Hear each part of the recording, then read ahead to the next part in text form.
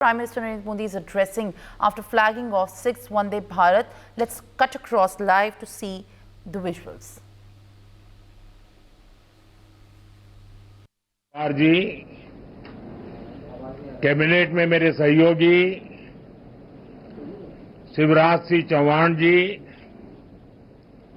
अन्नपूर्णा देवी जी, संजय सेठ जी, सांसद विद्युत महतो जी, राज्य सरकार के मंत्री इरफान अंसारी जी, झारखंड भाजपा के अध्यक्ष बाबूलाल मरांडी जी, ऑल झारखंड स्टूडेंट्स यूनियन के अध्यक्ष सुदेश महतो जी, विधायकगण, अन्य महानुभाव, भाइयों और बहनों, मैं बाबा बैद्यनाथ और बाबा बासुकीनाथ के चरणों में प्रणाम करता हूं। मैं भगवान बिरसा मुंडा की वीर भूमि को भी नमन करता हूं। आज बहुत ही मंगल दिन है। इस समय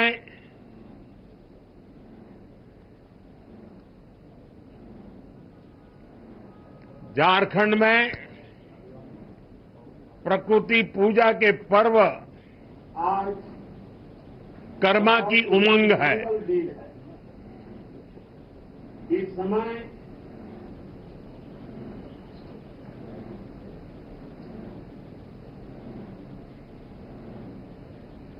आज सुबह जब मैं रांची एयरपोर्ट पर पहुंचा तो एक बहन ने कर्मा पर्व के प्रतीक इस जावा से मेरा स्वागत किया। इस पर्व में बहनें अपने भाई की कुशलता की कामना करती हैं। मैं झारखंड के लोगों को कर्मा पर्व की बधाई देता हूं। आज इस शुभ दिन झारखंड को विकास का नया आशीर्वाद मिला है। 6 नई वंदे भारत ट्रेनें 650 करोड़ से ज्यादा की रेलवे परियोजनाएं, कनेक्टिविटी और यात्रा सुविधाओं का विस्तार और इस सबके साथ साथ झारखंड के हजारों लोगों को पीएम आवास योजना के तहत अपना पक्का घर। मैं झारखंड की जनता जनार्दन को इन सभी विकास कार्यों के लिए बधाई देता हूं। इन वंदे भारत ट्रेनों से जो और राज्य से भी जुड़ रही है, मैं उन सभी को भी बधाई देता हूं। साथियों, एक समय था जब आधुनिक सुविधाएं, आधुनिक विकास देश के केवल कुछ शहरों तक सीमित रहता था। झारखंड जैसे राज्य आधुनिक इंफ्रास्ट्रक्चर और विकास के मामले में पीछे छूट गए थे, लेकिन सबका साथ सबका विकास के मंत्र ने देश की सोच और प्राथमिकताओं को बदल दिया है। अब देश की प्राथमिकता देश का गरीब है। अब देश की प्राथमिकता देश का आदिवासी है। अब देश की प्राथमिकता देश का दलित, वंचित और पिछड़ा समाज है। अब देश की प्राथमिकता महिलाएं हैं, युवा है, किसान है। इसलिए आज दूसरे राज्यों की तरह ही झारखंड को वंदे भारत जैसी हाईटेक ट्रेनें मिल रही है, आधुनिक इंफ्रास्ट्रक्चर मिल रहा है। साथियों, आज तेज विकास के लिए हर राज्य, हर शहर वंदे भारत जैसे हाई स्पीड ट्रेन चला चाहता है। अभी कुछ ही दिन पहले मैंने उत्तर और दक्षिण के राज्यों के लिए 3 नई वंदे भारत एक्सप्रेस को हरी झंडी दिखाई थी। और आज टाटानगर से पटना, टाटानगर से उड़ीसा के ब्रह्मपुर, राउरकेला से टाटानगर होते हुए हावड़ा, भागलपुर से दुमका होते हुए हावड़ा, देवघर से गया होते हुए वाराणसी और गया से कोडरमा, पारसनाथ, धनबाद होते हुए हावड़ा के लिए वंदे भारत एक्सप्रेस की सेवा शुरू हुई है और अभी जब मंच पे आवास वितरण का कार्यक्रम चल रहा था, उसी समय मैंने झंडी दिखा करके इन सभी वंदे भारत ट्रेनों को विदाई भी दे दी और वो अपने गंतव्य स्थान पर चल पड़ी है। पूर्वी भारत में रेल कनेक्टिविटी के विस्तार से इस पूरे क्षेत्र की अर्थव्यवस्था को मजबूती मिलेगी। इन ट्रेनों से कारोबारियों को, छात्रों को लाभ होगा।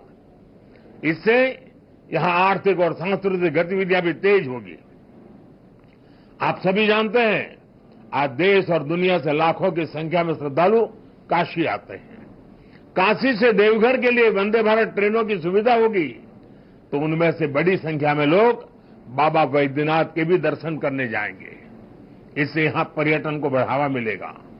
टाटा नगर तो देश का इतना बड़ा औद्योगिक केंद्र है। यातायात की अच्छी सुविधा यहां के औद्योगिक विकास को और गति देगी। पर्यटन और उद्योगों को बढ़ावा मिलने से झारखंड के युवाओं के लिए रोजगार के अवसर भी बढ़ेंगे। साथियों, तेज विकास के लिए आधुनिक रेल इंफ्रास्ट्रक्चर उतना ही जरूरी है। इसलिए आज यहां कई नए प्रोजेक्ट भी शुरू किए गए हैं। मधुपुर बाईपास लाइन की आधारशिला रखी गई है। इसके तैयार होने के बाद हावड़ा दिल्ली मुख्य लाइन पर ट्रेनों को रोकने की जरूरत नहीं होगी।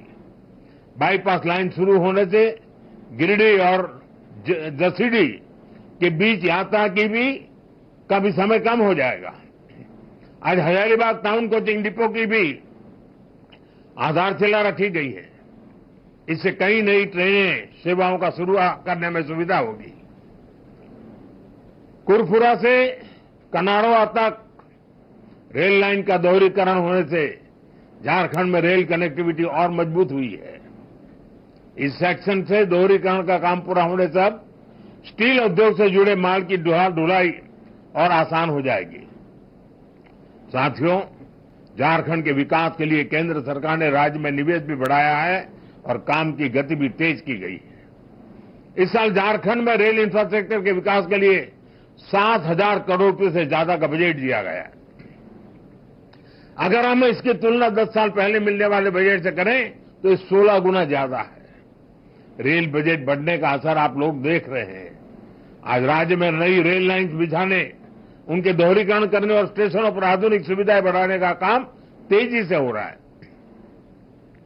आज झारखंड भी उन राज्यों में शामिल हो गया है जहां रेलवे नेटवर्क का 100% इलेक्ट्रिफिकेशन हो चुका है।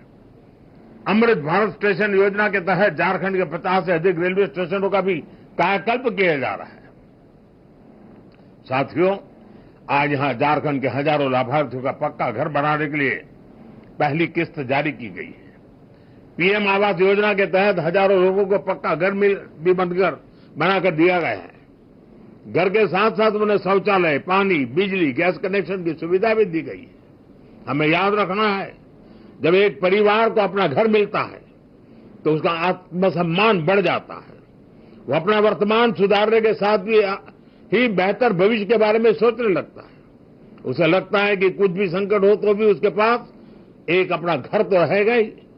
और इसे झारखंड के लोगों को सिर्फ पक्के घर ही नहीं मिल रहे, पीएम आवास योजना से गांवों को और शहरों में बड़ी संख्या में रोजगार के अवसर भी तैयार हो रहे हैं।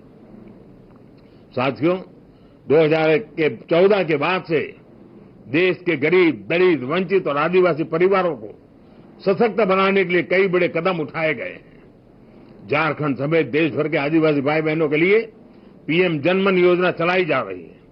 इस योजना के माध्यम से जनजातियों तक पहुंचने की कोशिश हो रही है जो बहुत पिछड़े हैं।